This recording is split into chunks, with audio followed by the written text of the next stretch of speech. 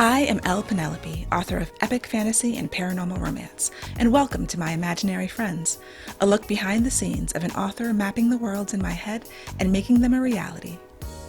Hello friends, today is Sunday, July 3rd, 2022, and this is episode 176 of My Imaginary Friends. I'm Leslie. So this week's best thing is I found out I got a starred review in Booklist, and it was a really, really great review. I will be making graphics and posting it on social media soon, and I think it releases in the actual magazine in the next week or two. But the quote at the end, which really touched me, says that in the Earthsinger Chronicles, Penelope proved she was a master of epic fantasy. Here she entwines African-American folk magic with a caper, historical fiction, and romance to equally enchanting effect. And this is for The Monsters We Defy, of course, which comes out August 9th, so we're just about a month away from launch. And it just makes me feel good that it's being well received so far. I've got 2-star reviews so far, which I'm so grateful for, and I think that means it will be in libraries, so if you aren't able to buy a copy, check for it in your library and request it. I'm going to be launching the pre-order campaign soon. I've got the postcards in, I've got bookmarks, and I forgot I was doing a sticker, so I have to order this. We'll have to design the sticker and then order the sticker. But that will happen this week, I hope. So yeah, it's moving forward. It's going to come out sooner than I know, and so excited. My writing update. I have been working on Beastly Kingdom, which is the sequel to Savage City, my paranormal romance, portal fantasy. Although only the first book is a portal fantasy. Once you're there, the rest of the books happen in this new world, and as far as I know, no one's going back, knock on wood. But I got 8,271 words written on the book, and this is first draft, fast drafting, using dictation mostly, which has been great. So last week, I think I said that I wanted to finish the first draft this week, which, as I was saying it, sounded crazy, and it ended up not being realistic at all. But I think I can actually do it in the next week. It depends. My husband is having his surgery for his broken foot this week, and it just depends on a lot of things that are not within my control in terms of, will I be able to write while I'm waiting at the hospital, and will he have to stay overnight, like things like that. So lots of variables in my world that make setting a concrete goal and hitting that goal, or having any chance of hitting it, a little bit up in the air. Usually a fast draft, when I have a good solid outline, I just look at the next thing I'm supposed to write that day. I grid it out using the story grid method, or my sort of modified version of the story grid, and then I write. This process has been basically the same, except I don't have a really good outline. I have bullet points up until the midpoint of the book, which I haven't yet hit. And so I've been basically following those, but kind of changing things also. And I didn't have a solid idea of, I guess you'd call it the fun and games section, which I think that comes from Save the Cat in terms of the outline, the beat sheet. Fun and games is the kind of the first half of Act 2, and they also call it the promise of the premise. And so I'm thinking about this book. What is the promise of the premise? Basically, I'm feeling like everything I'm writing is boring, and it is the first draft, which means that I can't be reliable about what it actually is, because I'm still figuring out what it is. So I have a sort of confluence of problems happening where I don't feel confident in the half of an outline that I did and never finished for reasons. I don't remember the reasons, but that's what it is. And then the scenes that I have been writing, they're progressing the character development and the plot forward, but I don't feel like they're exciting, and I'm not sure I'm raising the stakes enough. So I'm not going to go back, because that's not how you do a fast draft. I'm just thinking about how to move forward with kind of every scene, pushing it a little further, not just with the character development, but with the actual stakes and excitement. I feel good about what I did in the first book, but, this one also has a compressed time schedule. I'm feeling stressed about it, not feeling great about anything that I'm writing, and I know that these are the stages that I always go through, but it doesn't feel good to go through them, even though you know that every single book that's of mine that's on the shelf that people have told me they liked, went through these stages where I felt like it was trash and it's boring and nobody will care about it and no one will like it. And that is of some comfort, but it still feels terrible when you're in the middle of that. And you have to trust that you'll get to the other side and come out with a product that you're happy with and that hopefully readers will enjoy. So yeah, each step of this drafting process just seems like pulling teeth right now. But I sit down, I look at what happened before, I look at what I do have on the outline, while there is an outline to go by. And before I get to the second half, I will have to obviously write the rest of the outline, because I can't just write into the darkness. I can't purely pants. That kind of thing just doesn't work. It doesn't work for me in terms of coming up with something that I feel good about. Like, I'm fine pantsing within the outline points and discovering new things. That's part of the beauty of it. But I do need to know everything that happens in the book before I can write it. But I'm also trying to do it quickly. So the whole idea that I can finish the first draft as quickly as I want, when I'm like, oh, well, I should be able to write that number of words in this period of time. Like the physicality of, not even just the physicality, like the creative process of writing 4,000 words a day is very possible for me. However, I need to know what I'm writing. And at this stage, I don't. So I should just give myself more grace about this and allow myself the time I need to actually figure out what's happening in each scene and write the draft, which means I will go back on what I said previously about trying to finish this draft in next week, because yeah, as I think about it, and if I'm being realistic and not crazy, that's not going to happen with the state, that the outline is in, and the state, maybe that my brain is in, I don't know. I think that there's been a lot of talk in publishing about burnout, specifically among editors and publishing professionals, but authors too. This is difficult, and I've already pushed back the deadline for the Black Towns book, not necessarily because of burnout, but because I'm just needing more time these days. And so the thought is looming in my mind, do I need to push back Beastly Kingdom? And I think it's too early to say. Like, when I set the pre-order all those months ago, so I set the pre-order when I published the first book, because I wanted you to be able to finish book 1 and immediately pre-order book 2. And thank you to everyone who has done that. But I've never done a pre-order before I finished the book yet. And I knew it was a risk when I did it. And so I'm fighting like hell to make that deadline. Now, the pre-order is for March of 2023. I think March 30th or 31st. Normally, that's plenty of time. But I'm trying to do the simultaneous audiobook release, which means I need to give a edited, proofread version of this book by the end of this year. So this extra 3 months that I could have if I was just publishing the ebook, I don't necessarily have. However, I could still have that if I just said, hey, the audiobook is coming in 3 months after, so March, April, May, June, July, whatever. That's a possibility too. And giving myself grace means allowing those things into my mind when I really want to say, no, I'm doing this no matter what it takes.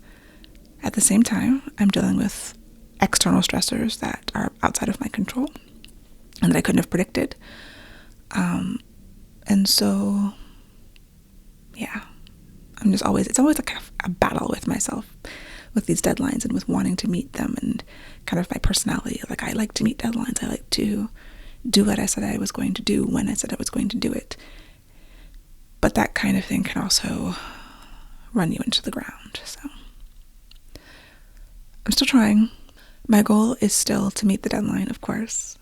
And I do have several months before I need to make a decision on if I won't meet the deadline.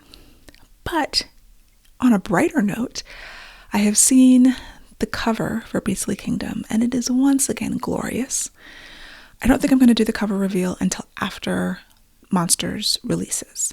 So maybe September. Maybe later, depending on, we'll see how the manuscript is in September. But, September, October, I think October is around when I did the cover reveal last year. It's gorgeous. I love it. And so, yeah, that's making me happy also this week. Because of all of this extra stress with my husband's accident and injury and having to take on all of this extra responsibilities, since, he is still not as mobile as he used to be after breaking his foot, I've been focusing more on my morning routine. And at different points in my life, I've tried to have like a very structured morning routine. This week, I just signed up for a 7-day yoga challenge with Sarah Beth Yoga, which, she's one of the people the YouTubers who I usually do yoga with. Like I like Sarah Beth Yoga. I like yoga with Cassandra, and then yoga with Bird. Those are kind of my top 3 choices. And I'm just usually doing 10 to 20 minutes in the morning of yoga. So I kind of wake up, I do it in the guest room of my house, and cast from my phone onto the TV in there. And just kind of Google, okay, this morning I've got 10 minutes. So what's a 10-minute yoga? Or I've got 20 minutes. So there was a challenge, and it was every day about 15 minutes. And I finished the challenge today. I'm very proud of myself, because there were some days where I was like, but it's like, it's only 7 days. I can do 7 days in a row of 15 minutes of yoga. I should be able to do that. And also kind of reminding myself about what I was talking about last week. I need to put my mask on first before I deal with anything else going on in my house. And, that 15 minutes a day in the morning plus another 5 to 8 minutes of meditation really helped. And I know morning routines are very helpful. And at least people say that. And I think I've found them to be of varying levels of help in the past. But this week, it has been helping. And I think in times of like high stress and a lot of confusion and a lot of things that I can't control, doing that does set me up better for the day. And I've been feeling better. So I'm going to try to continue that. I kind of, in normal times, I will either do like yoga in the morning or like a mobility routine. And I'll just Google, I'll go on YouTube and search on YouTube different mobility routines. And that is just, it's more stretching. And it's also just recovery from working out and rock climbing and things like that. I find it really helpful. So, but also I might try to do cardio in the morning, as much as I hate cardio. But I do need to be active, and because with high levels of stress, having more physical activity is really important. And I found that when I'm at my highest stress, that is when cardio is actually not evil. It's like, I finally understand why people like this, because it's like you're just running your demons out. Although I do not run, because my knees have vetoed that years ago. But the elliptical or the rowing machine, or just like a dance routine. So YouTube, once again, find some kind of dance workout for 20, 25, 30 minutes. And because I love dancing. Anyway, having some form of exercise and some form of meditation as a part of your morning routine can have really good effects. And although it can be difficult to follow and to carve out that time, especially on days when you wake up a little later than you wanted and you're kind of behind and you're like, oh, if I don't do this, and I can still, I can skip that and just move on to everything else. But if you don't skip it, and when I didn't skip it, I felt better, and it was worth it to be a little bit behind on the rest of the morning to take that time. And so that's sort of my point. I'm going to try to continue that moving forward, some kind of exercise, some kind of meditation in the morning. As writers, we really have to monitor our health, our sitting, our posture, our bones and tendons and all the things that get tired and exhausted and injured from sitting at the computer typing for hours on end every day. So yeah, anything that helps with that is a good thing to do. So I do have another in-person event scheduled for Monsters around the release date.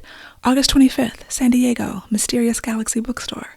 If you're in the San Diego area, it's going to be in person, and if you're not in the area, it will also be streamed virtually. So that'll be really fun.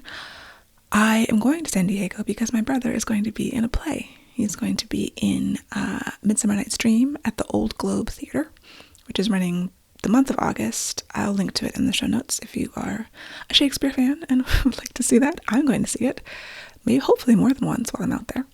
And so since I was going to be out there, I talked to my publicist about seeing if we could schedule something.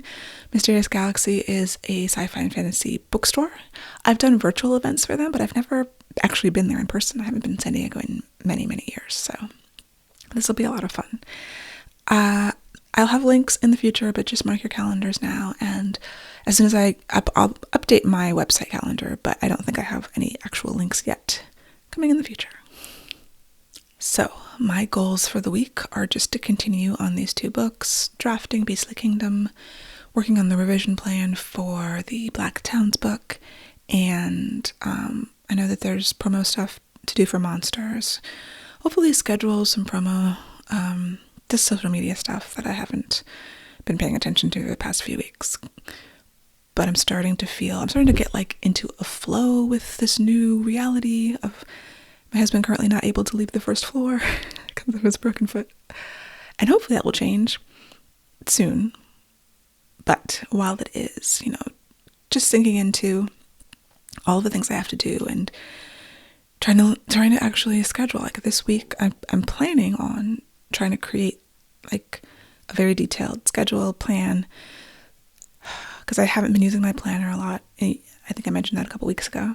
And that kind of thing ebbs and flows, but I think we're in a flow and not an ebb. So yeah, we'll see how adding a little bit more organization to my life will hopefully allow me to feel more confident about all the things I have to do and getting them done. So yeah, writing this week, and I hope that you have a good 4th. Happy Independence Day for those of you in the US, and I will talk to you next week. For episode show notes and to sign up for the Footnotes newsletter and get the show notes in your inbox, go to myimaginaryfriendsshow.com. Subscribe wherever you get your podcasts and watch the video episodes on YouTube. You can email me at podcast@lpenelope.com, and I would really appreciate a rating or review to help support the show. My Imaginary Friends is part of the Frolic Podcast Network. For more fantastic podcasts, go to frolic.media/podcasts.